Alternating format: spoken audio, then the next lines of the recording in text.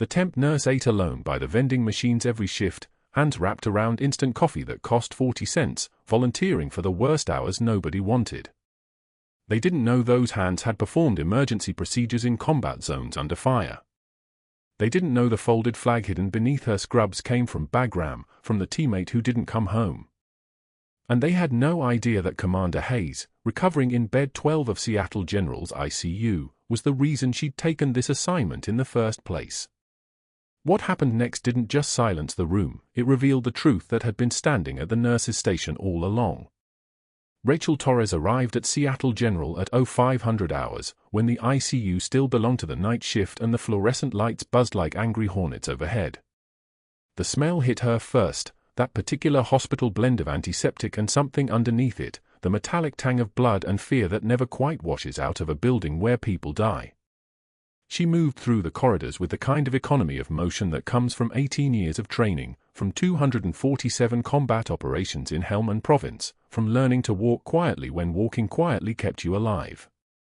The staff locker room was empty. She changed into scrubs in silence, her movements precise, and when she reached the bottom of her locker, she paused. The flag was there, folded into a tight triangle the way the chaplain had done it, pressed against her civilian clothes. Her fingers didn't tremble as she touched it. The trembling wasn't fear. It was restraint. She straightened, closed the locker, and checked her assignment board. Commander Hayes. Post-op day 12. Coast Guard medic. The man who'd replaced her in Bagram after they pulled her for this surveillance assignment. The man who'd taken shrapnel to the chest doing rescue operations she used to lead. The man who had no idea that the temp nurse in the ICU was his former commanding officer, now undercover, cataloguing every detail of his recovery like it was a military intelligence brief. She found him in Bed 12, the morning light from the window catching his face at an angle that made him look younger than 42. The surgical tape was starting to yellow at the edges. His left hand trembled slightly when he reached for the water cup on his table. She noted it, filed it away, cross-referenced it with his vitals from the night shift nurse's chart. The tremor was residual, nothing critical, but it was there. The day shift had missed it. The day shift missed most things. "Good morning, Commander." Her voice was soft, deferential, the voice of someone who was supposed to be nobody. She didn't use his name casually. Just the title, just the professional distance that a temporary staff nurse would maintain. "How's your pain this morning?" Scale of 1 to 10. 4, maybe 5. His eyes focused on her name badge, reading it with the kind of attention people pay when they're bored and hurting. "Torres? You're new. Been here 2 weeks." She was already checking his foresight, her movements efficient, practiced, invisible. The central line placement was textbook, someone good had done it. Volunteered for the graveyard rotation. Extra pay, you know. He nodded, believing it, not seeing the way her eyes lingered on the chest dressing, not seeing how her fingers catalogued the slight heat radiating from the wound site, or how she was already mentally calculating antibiotics and infection protocols. Not seeing that she was looking at him the way a commanding officer looks at a soldier under her watch. The break room was full of voices when she stepped into it at 0630, the day shift crowd clustering around the coffee station and one of the newer RNs talking about her weekend. Rachel filled her cup, instant coffee, the cheap stuff, black, and sat at the far end of the table by the vending machine, the way she always did. Someone made a joke. Everyone laughed. She didn't. She was already doing the math on Hayes's recovery trajectory, already thinking about the infection risk, already running scenarios in her head the way a tactical officer runs threat assessments. "You okay?" One of the nurses, a woman named Diane, had noticed her staring at the coffee. "You look like you're somewhere else." "Just tired." Rachel lifted the cup, let the heat warm her hands. "Working too many doubles." "You volunteered for this shift." "3rd time this week." "The pay helps." It was a good lie because it was half true. The pay did help, helped cover the apartment she wasn't using, the car she wasn't driving, all the pieces of her civilian life that were just props in this cover story. Diane shrugged and went back to her conversation. Rachel sat in the quiet at the edge of the group, the way she'd learned to sit in the quiet at the edge of dangerous places, and she waited.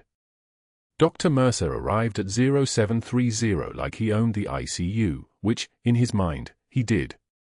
His white coat was pristine, his stethoscope hung around his neck like a sash of office, and he swept into the unit with 3 residents trailing behind him like remoras following a shark. Rachel watched him from the nurse's station, not obviously, just the peripheral awareness that someone in her position would have. Just the automatic threat assessment that 18 years of training had made involuntary. The way he held his chin slightly elevated. The way he didn't actually look at the patient beds as he passed them, just at the monitors, like the human beings attached to those monitors were secondary to the numbers. Pain is data. That's what they'd taught her. That's what Mercer had clearly never learned. Torres. He said her name like it was a direction, a command, not even looking at her. Why are you pulling pharmaceutical records for Commander Hayes? That's not part of the temp assignment.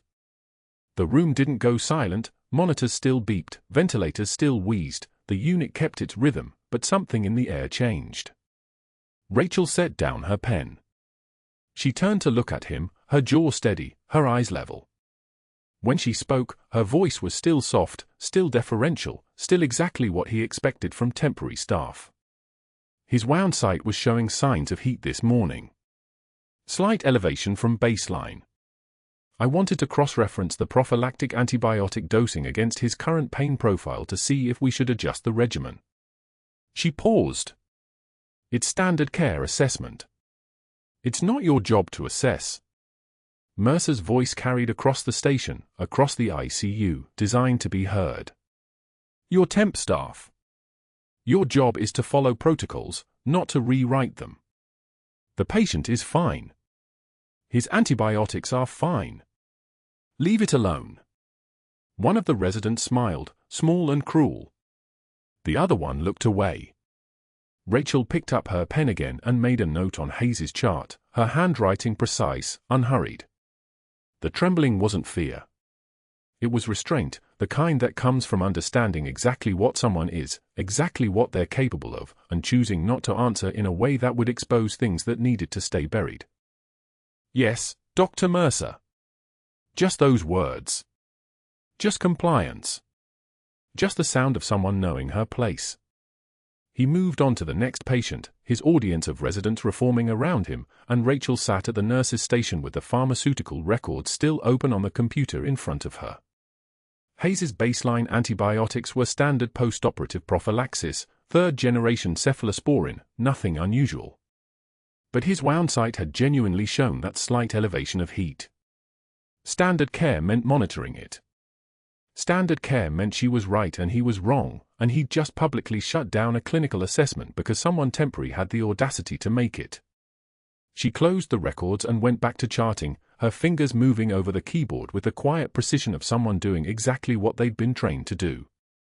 The next 4 hours passed in the ordinary rhythm of ICU nursing, vital signs, medication administration, small interventions that added up to the difference between recovery and complication.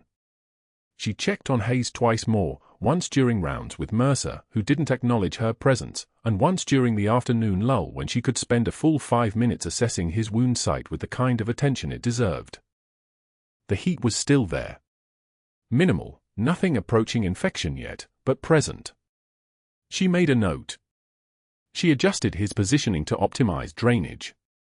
She was sitting at the vending machine during her break, eating a protein bar that tasted like cardboard, when her phone buzzed in her pocket. Unknown number. She almost didn't answer. Then she did. This is Torres. Captain. The voice on the other end was tight, official, coming through with the kind of signal quality that meant satellite. We need a full status report on Commander Hayes. His operational readiness. Psychological state. Everything. Rachel swallowed the cardboard bar. Around her, the break room was empty again, the day shift scattered back into the ICU, the evening crew starting to arrive. She kept her voice level, professional, what anyone listening would have assumed was just a call from someone's spouse or friend. He's recovering normally. No complications. Another 3 weeks, maybe 4, before full mobility. Why? That's classified. A pause. For now. How's the cover holding? Solid. Nobody suspects. Good. Keep it that way. Someone higher up is taking an interest in his case.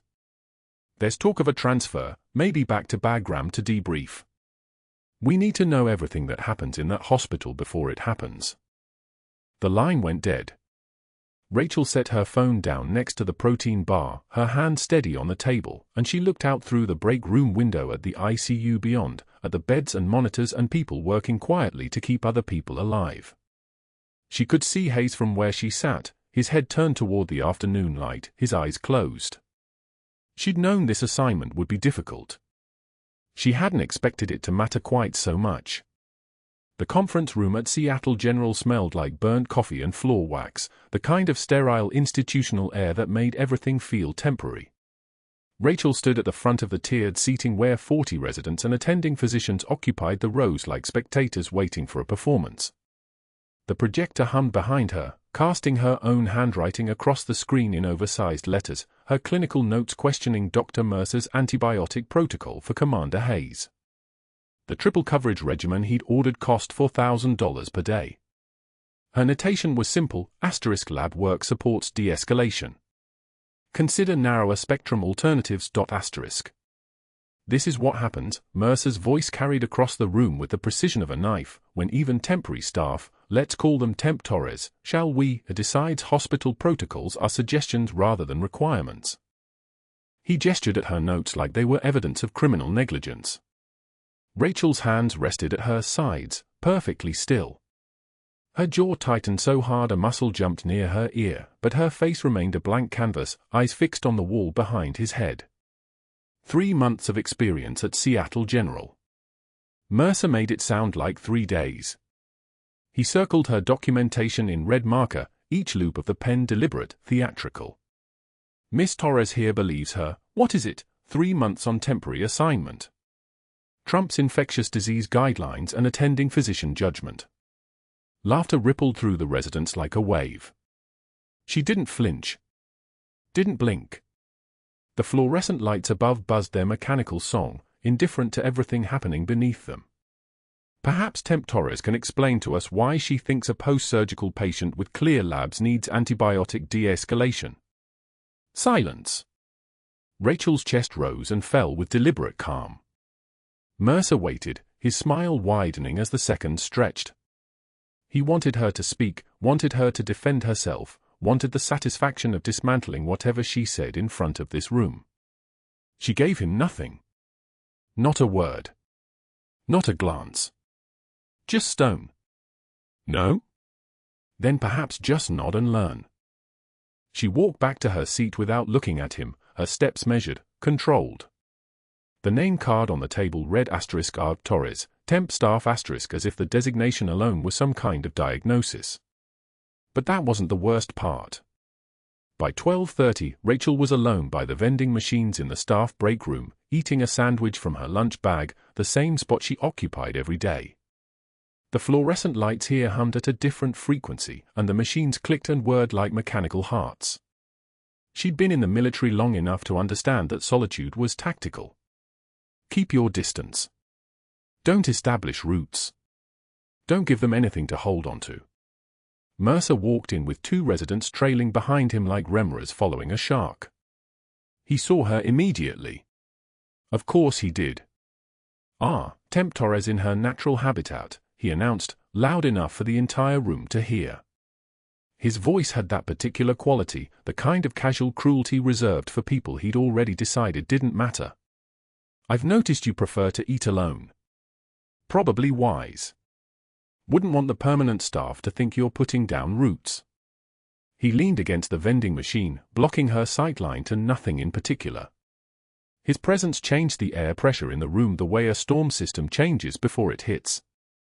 Rachel took another bite of her sandwich, chewing slowly. Her hands remained completely steady on the bread. The coffee cup beside her didn't move. Tell me, do they even do background checks on temp agencies anymore? Because some of these resume gaps are remarkable. She swallowed. Looked up at him with eyes that showed nothing, no anger, no hurt, no reaction. Just flat assessment, the kind of look a clinician gives a patient's labs when they're worse than expected. She said nothing. Mercer's smile tightened around the edges. He'd expected defensiveness, explanations, some emotional response he could weaponize. What he got was indifference, and it unsettled him in ways his expression almost revealed. Almost. Nothing to say? Good. Keep that habit. He left, and the residents followed. Rachel finished her sandwich in silence while around her, other staff members pretended they hadn't heard any of it, pretended there wasn't a target on her back now, pretended the temperature in the room hadn't just shifted from uncomfortable to hostile. 10 minutes later, alone in a locked bathroom stall, her hands finally shook. She gripped the metal divider separating one stall from the next, and the tremor ran through her forearms like an electrical current. Not fear. She'd seen real fear in Bagram when she watched a 16-year-old Marine realize his leg was gone. This was different. This was the physical release of absolute restraint, the kind that came from holding still while someone tried to break you in front of an audience. The tremor passed after 30 seconds. She steadied her breathing. Splashed water on her face. Returned to work.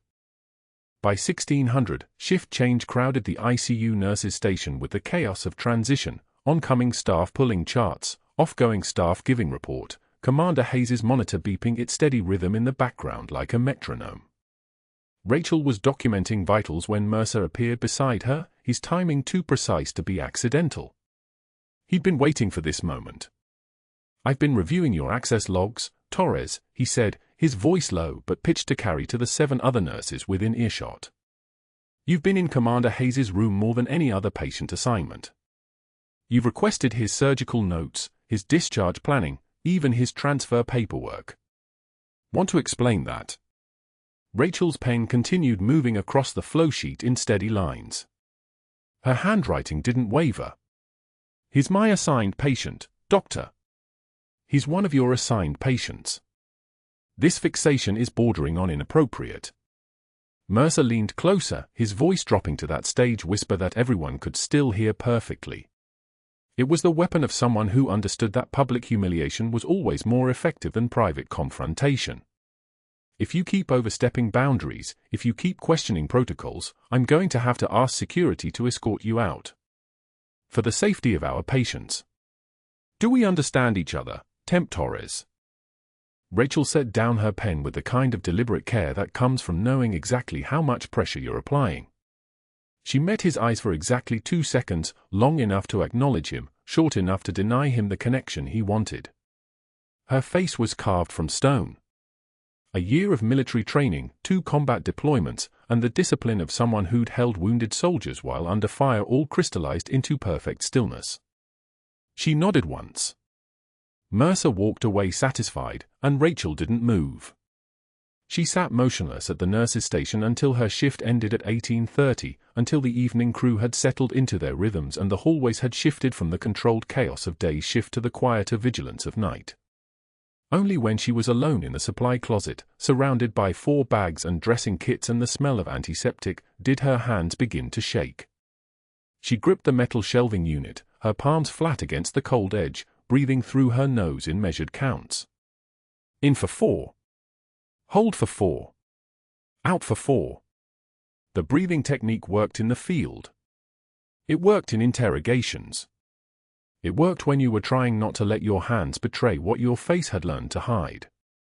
A folded flag sat in her locker upstairs, wrapped in scrubs, the only piece of her past she'd allowed herself to keep. It was from a teammate. From someone who wouldn't be coming home from Bagram. And right now, in this supply closet, Rachel understood something that Dr. Mercer would never grasp: she'd already survived the worst thing that could happen. Everything else was just logistics. The tremor in her hands lasted 90 seconds. Then it stopped. She emerged from the supply closet at 18:45, back to work, back to the assignment that had brought her to Seattle General under the cover story of a temp nurse. Back to watching Commander Hayes recover from the same kind of injuries that had nearly killed him when she was leading his rescue operations in Helmand Province. She was in his room at 18:30 when she noticed his neck veins were distended. And that's when the real nightmare began. The monitor alarm screamed at 21:45. 3 short bursts, then silence, then screaming again. Rachel was charting at the desk when the sound cut through the ICU like a blade, and she knew before she looked. Hayes's room. His blood pressure numbers scrolled across the central station, 92/58, then 87/52, then dropping faster, each reading a floor beneath the last. She moved without thinking. Not running, never running in a hospital, it panics the patients, but her pace was the controlled urgency of someone who'd learned long ago that speed without panic is precision. Commander Hayes lay motionless except for the tremor in his hands. His neck veins bulged like cords, distended and pulsing, and his oxygen saturation read 78% on the monitor. Too low. Critically low. His lips had taken on a faint blue tint. Rachel saw it instantly because she'd seen it before, in dust and heat and the acrid smell of diesel fuel, in the faces of men hemorrhaging into their own chest cavities while waiting for medevac. Tamponade.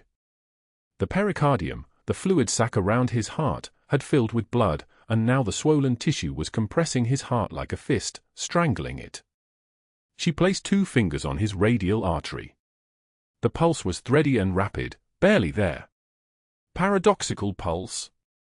Every breath he took made it worse, the pressure inside the pericardium rising with each expansion of his lungs, crushing the ventricles tighter. The next words out of her mouth changed everything. He's in tamponade. We need to decompress him. Now.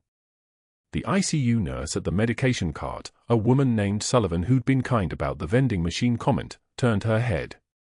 The resident who'd been updating the central monitor looked up. And then Dr. Mercer walked in, flanked by 2 other residents, his face pale as bone. He took one look at Hayes and froze. Not a pause. Not a moment of assessment. A complete, absolute freeze. His eyes went wide, his mouth opened slightly, and his hand moved up to his chest in a protective gesture. Rachel had seen that reaction before, not in combat, but in operating rooms and ERs when doctors realized they'd made decisions that were about to cost someone their life. Mercer's whole body language shifted from authority to liability. Get cardiology in here, he said, his voice thin and high. Stat. And get me a chest x-ray, I want to see what we're dealing with. 2 residents, start and 4 if there isn't one, get 2 units of ONEG typed and, he stopped, looking at the monitor, which now read 82/48. 68% saturation. Get the echo machine down here. We need a pericardial echo to confirm fluid. Rachel stepped forward. Cardiology is 15 minutes out. He doesn't have 15 minutes. Mercer's head snapped toward her. You need to step back, Torres. You're not trained for this. He needs a pericardiocentesis or a thoracotomy. In the next 3 minutes. Her voice was level, absolutely steady, the way it always was when the world narrowed to the space between life and death. His pressure is collapsing.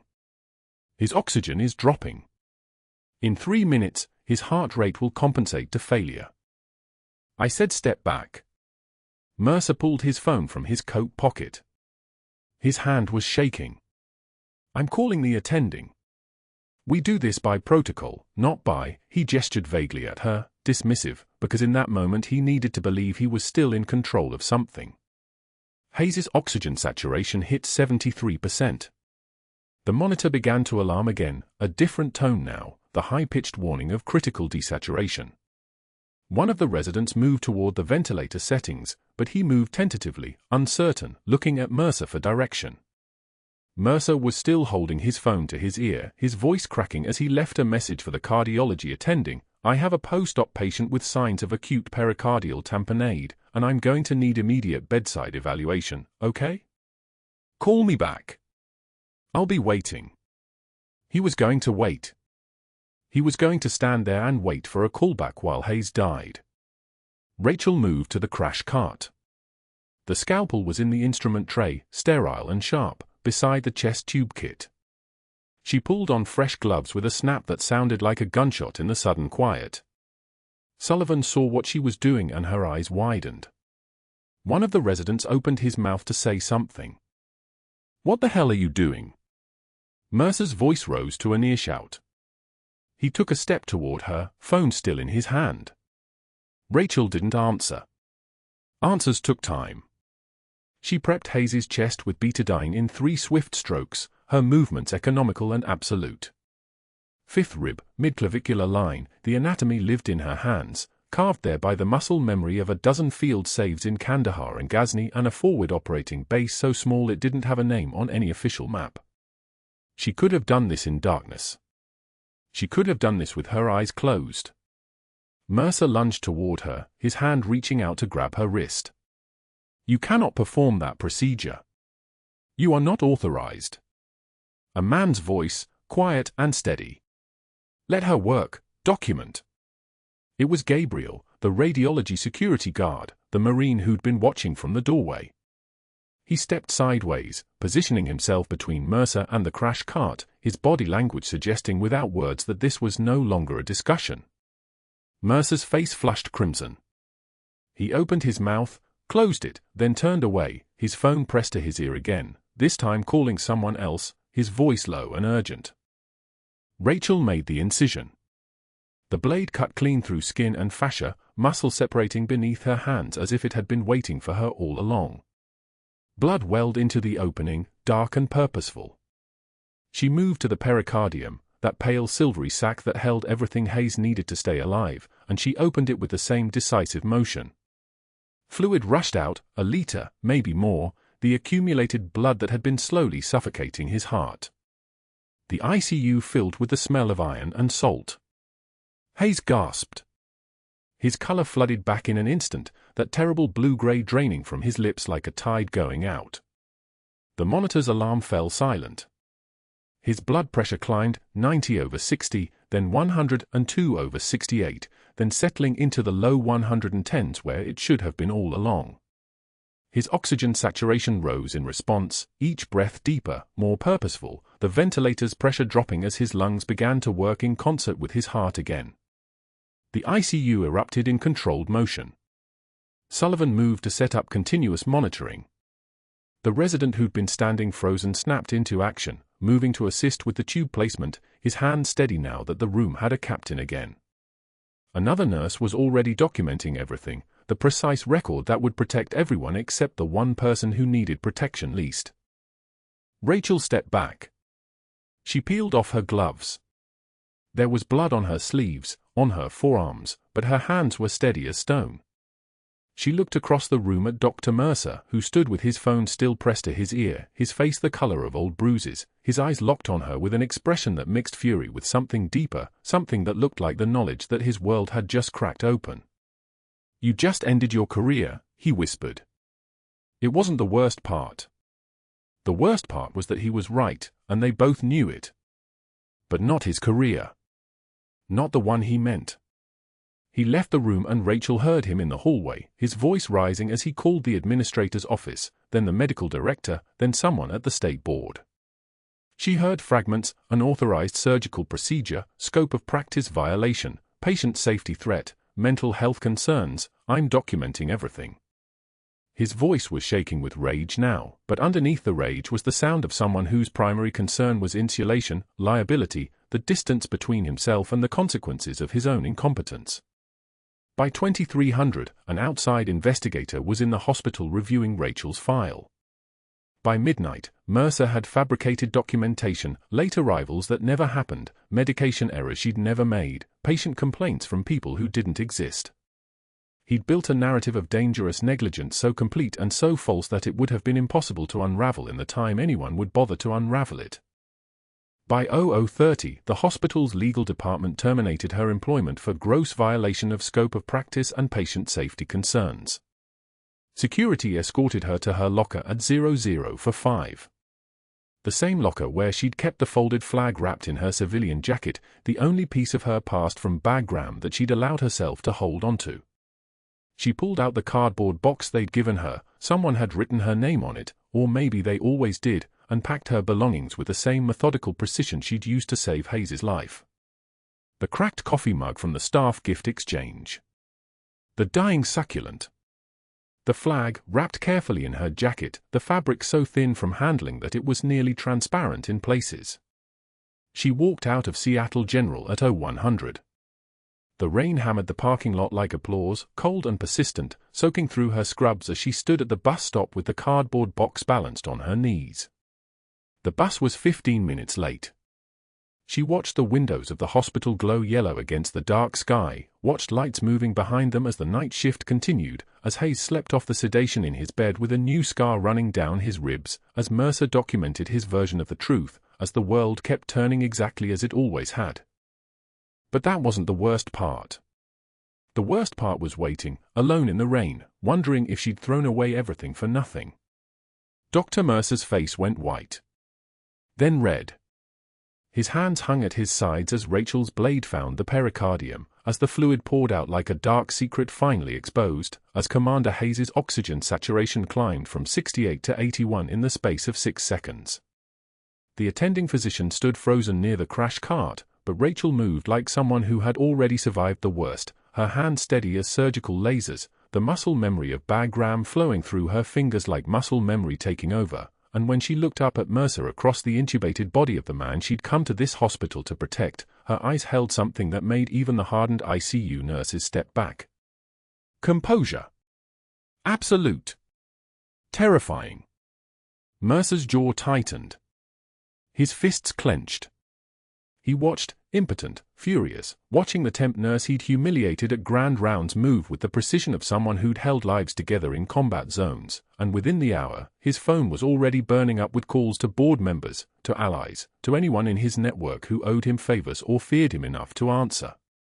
She violated every protocol, he told them, his voice clipped and controlled but edged with something darker. She took a scalpel without authorization. She performed a procedure she had no credentials to perform. She endangered the patient. I have witnesses. I can have her removed before the night shift ends. His office door was closed, the Venetian blinds casting prison bar shadows across his face as he sat at his mahogany desk and made the calculations that had kept him insulated for 17 years, cost-benefit analysis of a life. Hayes's life, Rachel's life, her 18-month mission to dismantle his pharmaceutical kickback scheme, all of it. Mercer had been sloppy lately. He knew it. The Prometheus Pharma rep had been texting too much, the numbers on his offshore account had grown too large, and a temp nurse who asked too many questions and ate alone by the vending machines was the kind of detail that could unravel everything if left unchecked. Better to burn her first.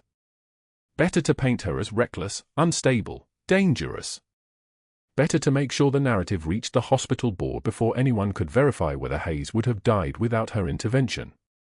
By 8 o'clock that evening, an outside investigator arrived at Seattle General, a man named Harrison, recommended by a colleague of Mercer's from a consulting firm that specialized in sensitive personnel matters. Harrison carried a leather portfolio and a predetermined conclusion. He spent 90 minutes in Mercer's office reviewing files, photographs of Rachel's workstation, incident reports that had been doctored to suggest patterns of insubordination, complaints fabricated by nurses who depended on Mercer's scheduled preferences for their own advancement. The fabrication was elegant. Professional. The kind of character assassination that required no actual evidence, only the appearance of documentation and the confidence of someone with institutional power.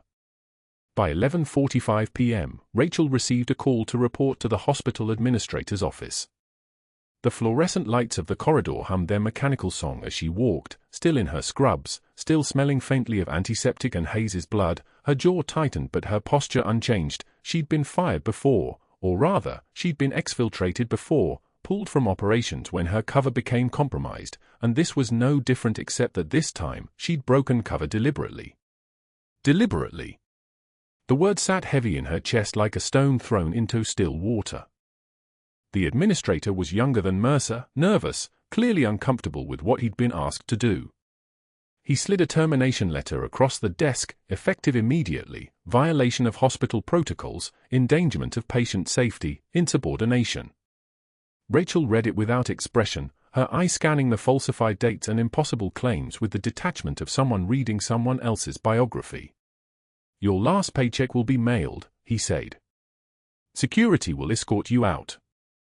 She nodded once and stood. Her hands, the ones that had just performed emergency cardiac surgery, the ones that had held 6 wounded Marines in a convoy outside Bagram while waiting for evacuation, remained perfectly still. She did not argue. She did not explain.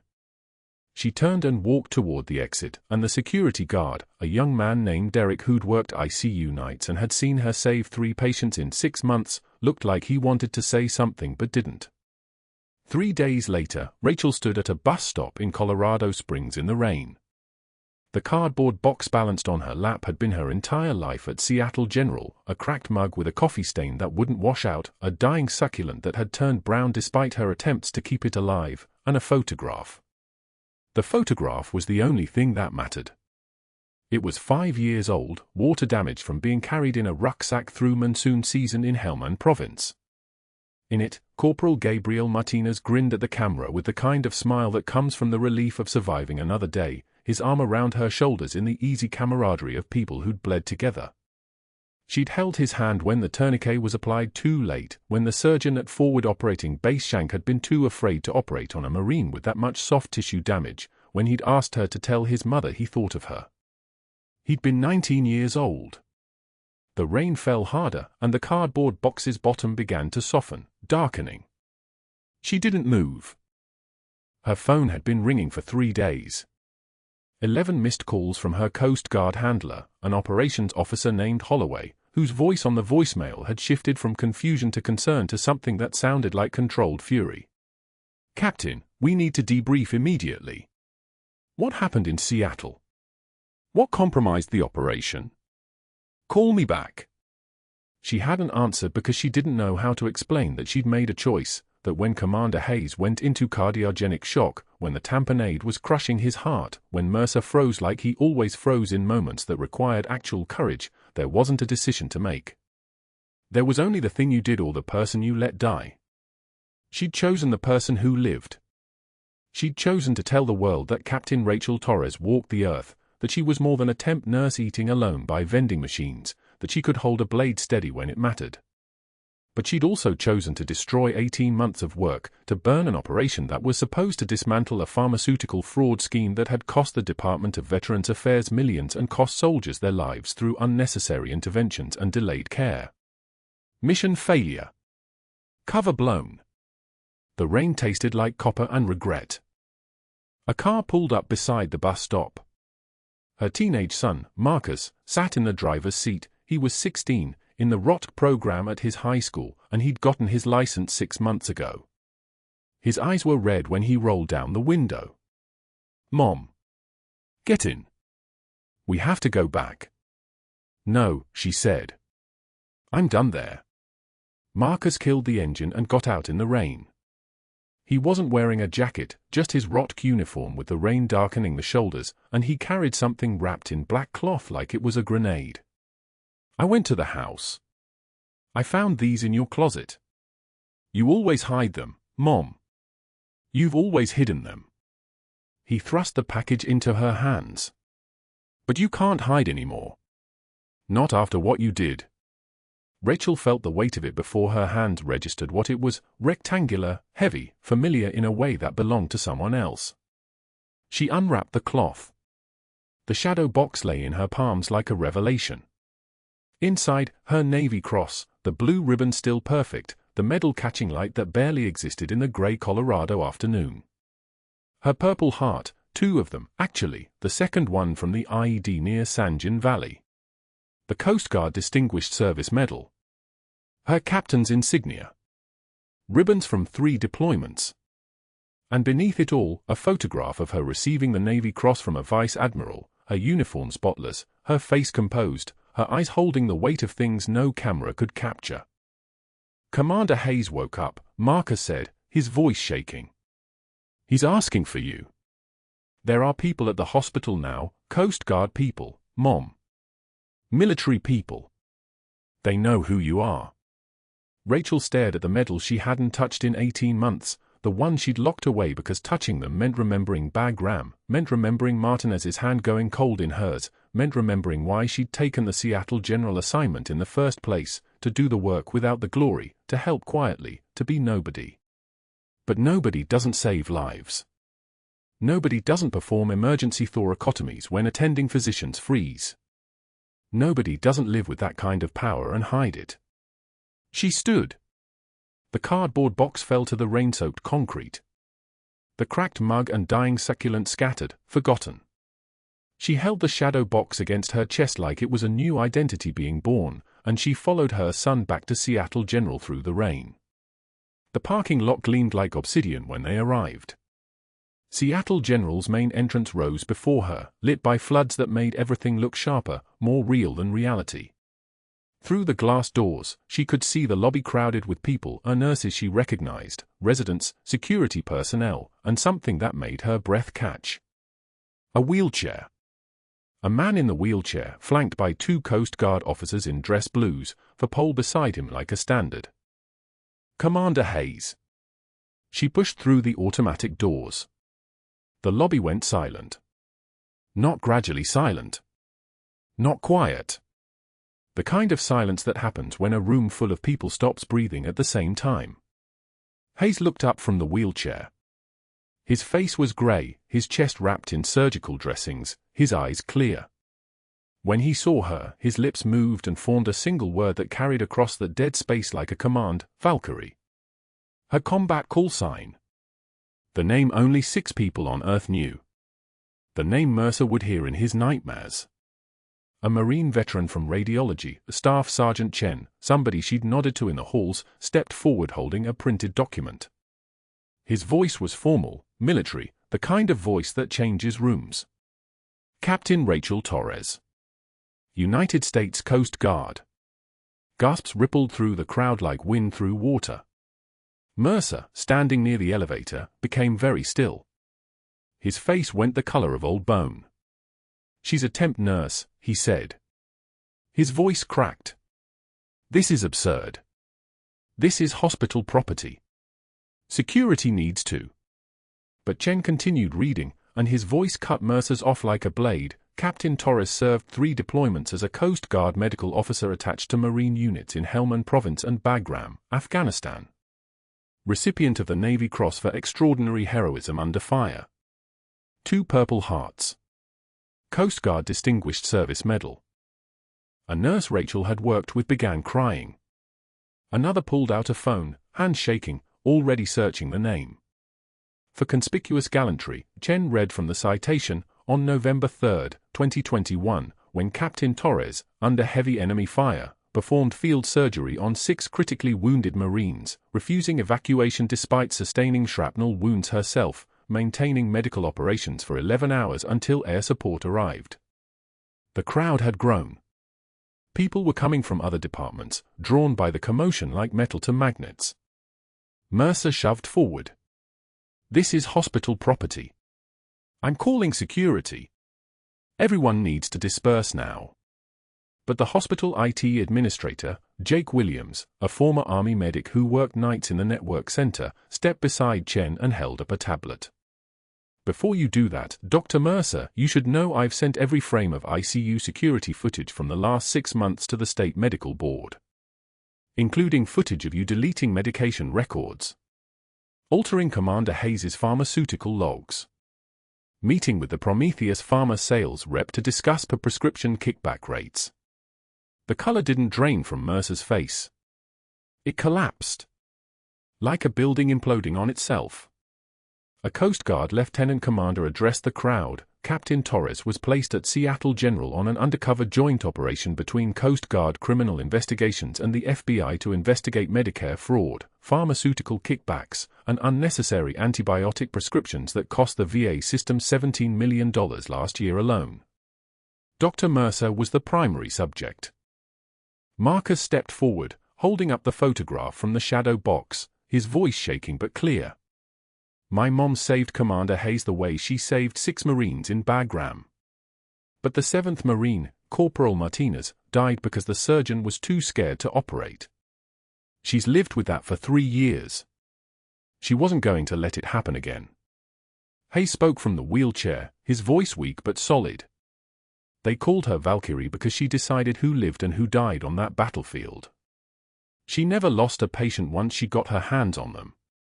She pulled me out of an overturned Humvee in Helmand in 2019. I didn't know it was her until I woke up yesterday and saw her face. She saved my life twice.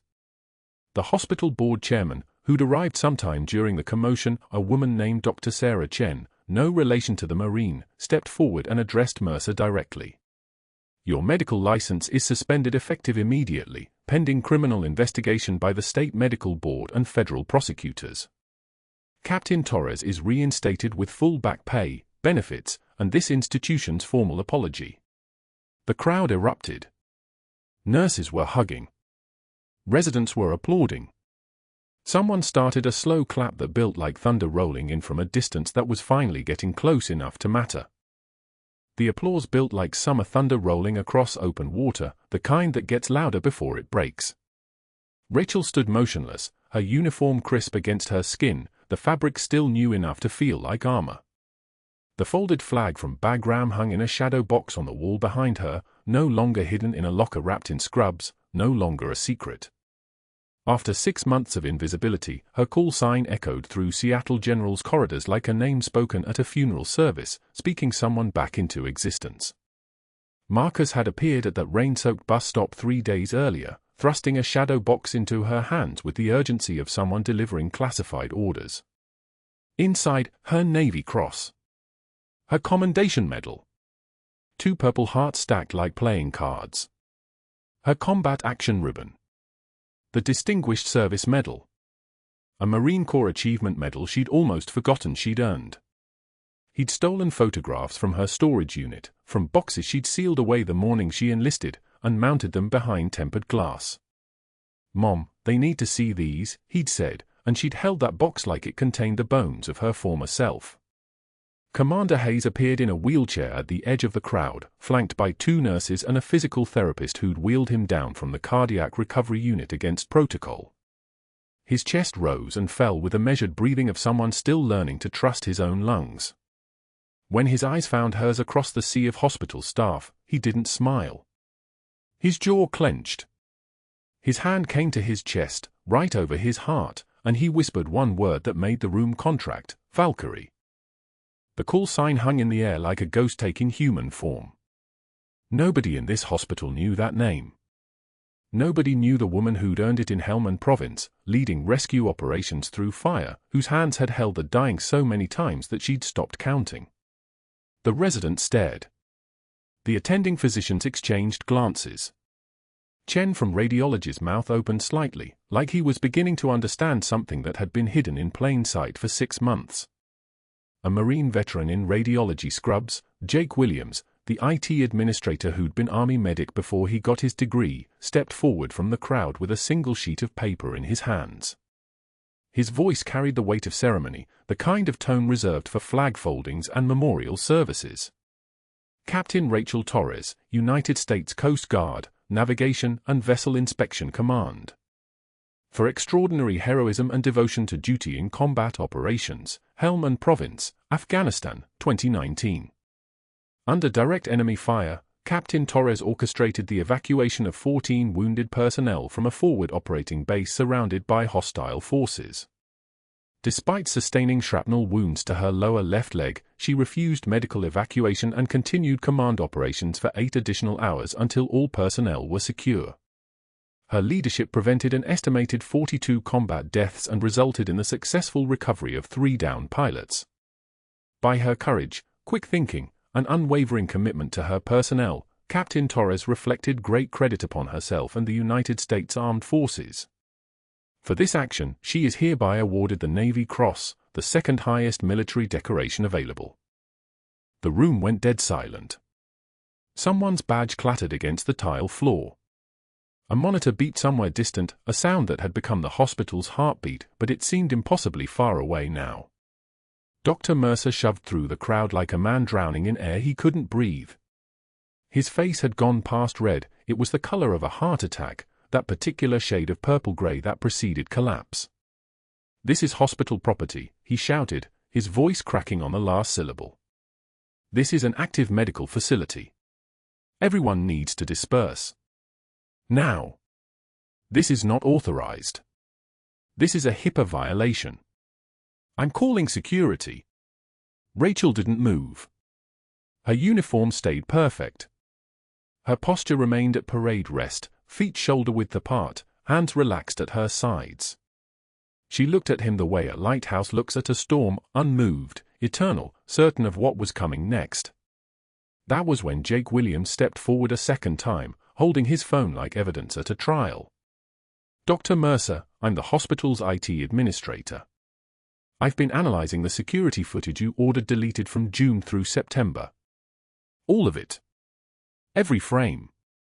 His voice was level, professional, the tone of someone delivering a terminal diagnosis. "I found the videos where you're altering medication logs in the pharmacy database. I found the encrypted emails with Prometheus Pharma detailing your kickback arrangement, $340,000 routed through a shell corporation registered to your wife's maiden name. I found the patient files you changed to justify unnecessary antibiotic protocols that cost the hospital $2.3 million in fraudulent Medicare billings." He turned to the crowd. "I've sent all of it to the FBI, the DEA, and the Washington State Medical Board. Everything. Every deleted file I recovered, every altered record, every email thread. The investigation started 3 days ago." Mercer's hands began to shake. Not from anger now. From the recognition of collapse, the moment when a man understands that the ground beneath him has already fallen away and is only now noticing the distance. Within the hour, 60 minutes that moved like a conveyor belt toward consequence, the hospital board chairman arrived with 2 people in Navy suits who introduced themselves with federal credentials. They escorted Mercer to a conference room on the 3rd floor. Rachel heard about it later from Chen, who'd overheard the nurses talking in the medication room. They presented him with printouts of his encrypted communications, photographs of his bank statements, documentation of 18 separate instances of prescription fraud across multiple hospitals in Washington and Oregon.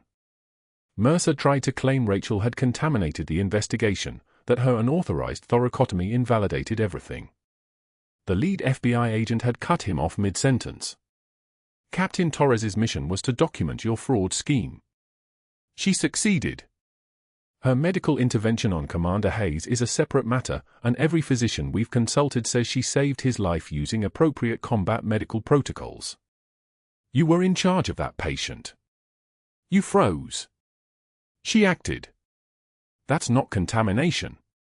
That's the difference between a criminal and a hero." By evening, the board members Mercer had called for favors were refusing his calls.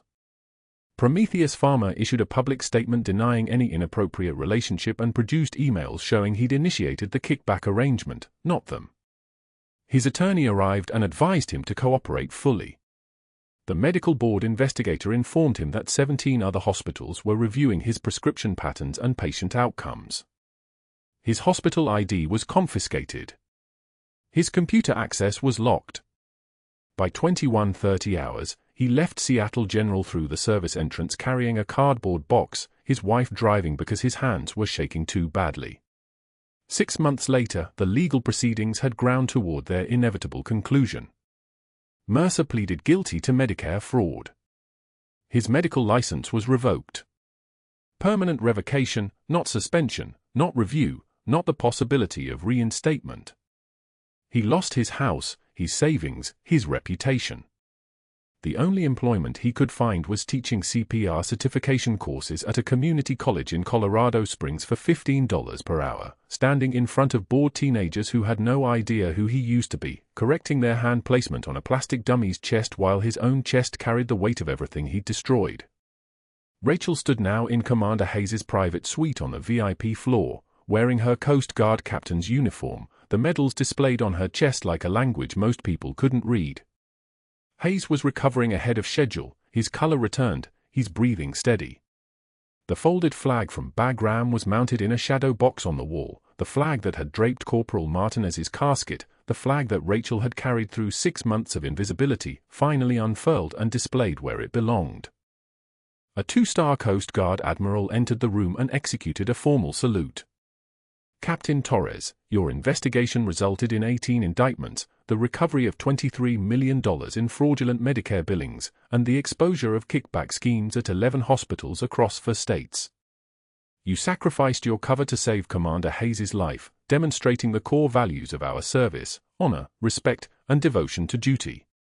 Hayes stood from his wheelchair, still shaky but steady, and saluted. The movement cost him. Rachel could see it in the tension around his eyes, but he held the salute until she returned it. "Thank you, Captain.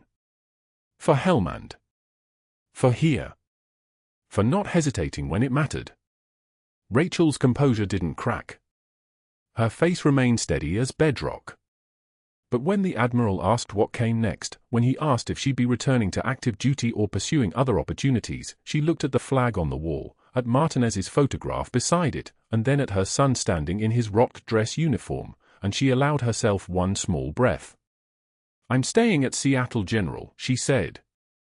Her voice had changed. It had dropped an octave, gained weight, become the voice of someone who'd learned to command rooms by simply entering them. "They offered me Director of Emergency Medicine. I'm done hiding." The Admiral nodded like he'd expected exactly this answer. He shook her hand, saluted once more, and left her standing in that hospital room where 6 months ago she'd performed emergency surgery with a knife and prayer and the muscle memory of a dozen combat saves. Rachel walked through Seattle General's corridors in uniform, nurses and doctors nodding as she passed, some of them finally understanding why she'd seemed so familiar, why she'd moved through the hospital like someone carrying secrets. Jake Williams gave her a thumbs up from the IT office. Chen saluted from the radiology department. She stopped at the break room vending machines, the spot where she'd spent 6 months eating alone while Mercer mocked her, and Marcus joined her with 2 cups of coffee. "You good, Mom?" he asked.